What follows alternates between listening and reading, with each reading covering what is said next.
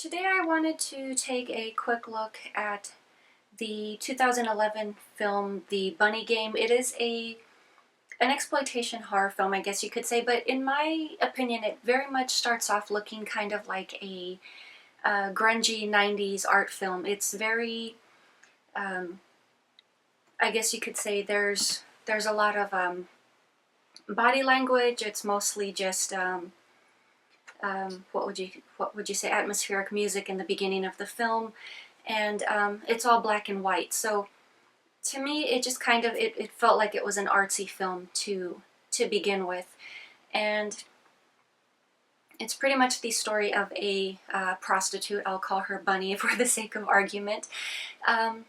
So in between Johns, we have segments where we just kind of have like this death metal music playing, and it's not too bad at first. It's bearable, it's not really like it's, annoying music or anything.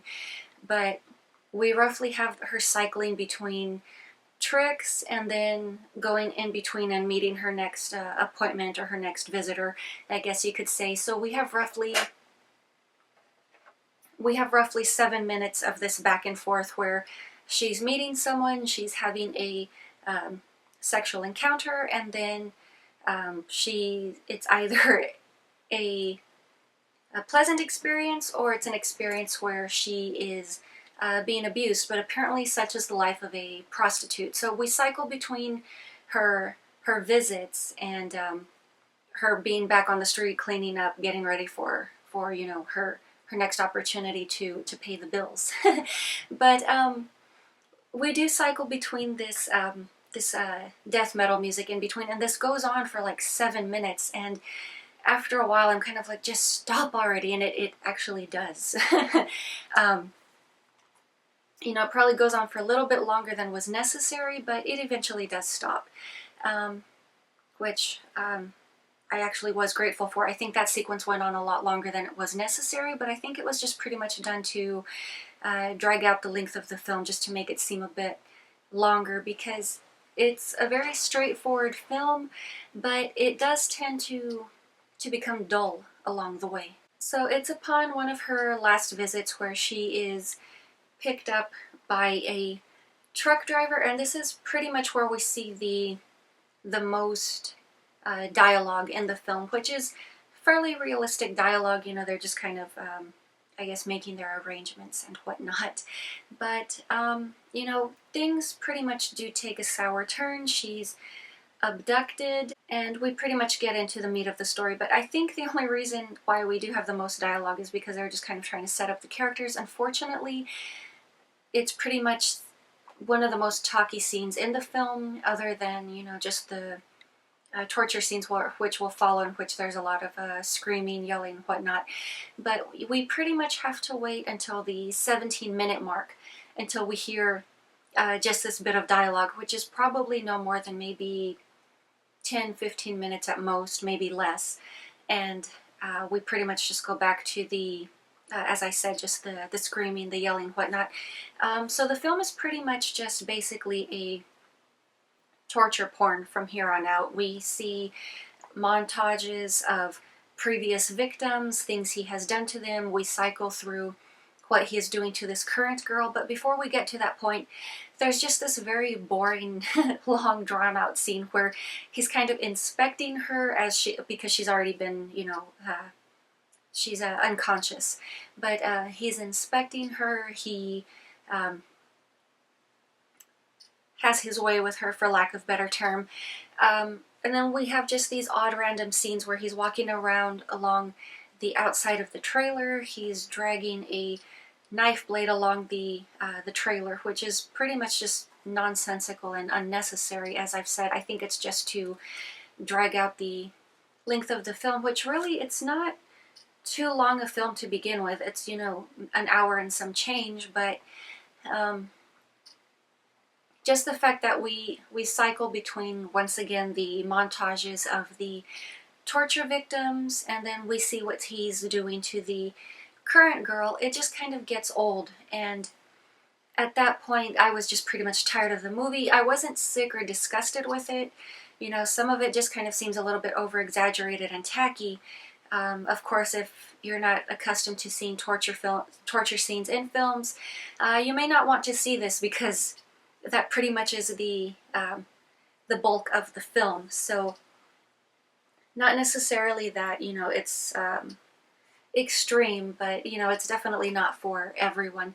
But as I've said, it cycles between these montages of previous victims, and you see what he's doing to the this current girl, and it just gets old after a while because it's just constantly seeing the same thing over and over again. Granted, I was working on other things while I was watching this film, so I was partially distracted a bit here and there. I also had to pause the movie from time to time. Even the fact that I got just these small breaks here and there from the film, it did not keep me from getting tired of this film. I mean, I definitely got bored with the film and I just wanted it to be over.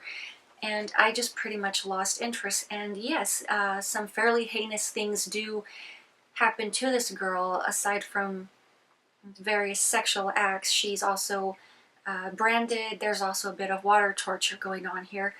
And definitely the film actually opens up where we would end, which is with the torture. And we see a very violent fellatio scene where she's basically being suffocated because the entire ordeal is very very forceful.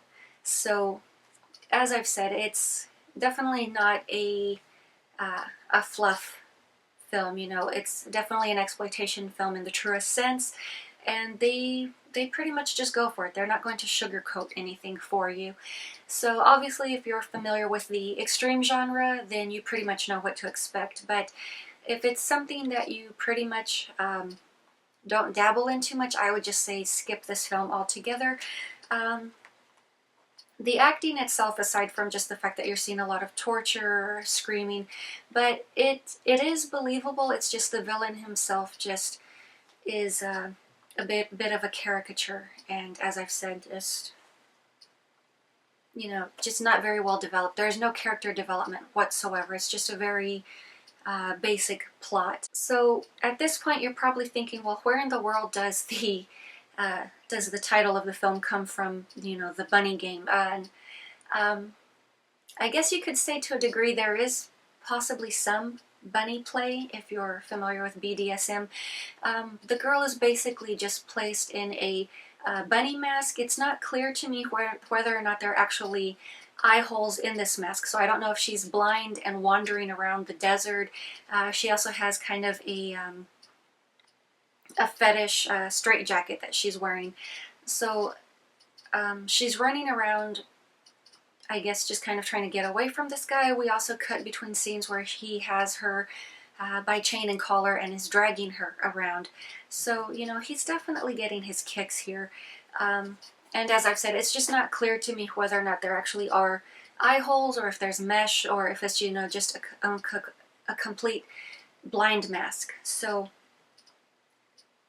that's pretty much, you know, just a very vague reference, if that's what the title draws from. Also, to a degree, the film is loosely based on serial killer Robert Rhodes. There's also speculation that the film is also to some degree based on actual events that had happened at some point in time to the lead actress. Supposedly she has been abducted numerous times in her past.